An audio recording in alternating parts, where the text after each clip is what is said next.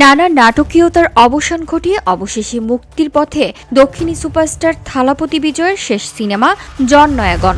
BJP সরকারের নিয়ন্ত্রণাধীন sensor বোর্ডের কড়াকড়ির কারণে ছবিটির ভবিষ্যৎ নিয়ে অনিশ্চয়তা তৈরি হয়েছিল।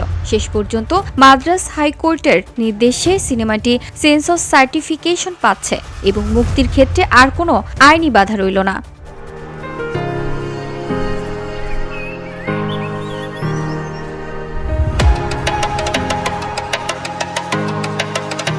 শুক্রবার সিনেমাটি মুক্তির কথা থাকলেও বুধবার হঠাৎ করেই জানানো হয় যে পুনর্নির্ধারিত তারিখে মুক্তি পাচ্ছে না ছবিটি।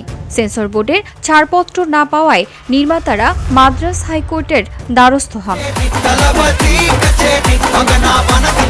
আদালতে তখন ছবির গল্প ও প্রেক্ষাপট পুনরায় যাচাই বাছাইয়ের জন্য নতুন কমিটি গঠনের নির্দেশ দেন। ফলে অনির্দিষ্টকালের জন্য মুক্তি স্থগিত হয়ে যায়।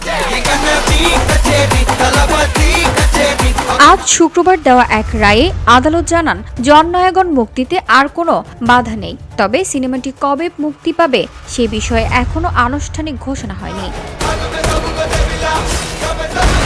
VOD Bangla news desk.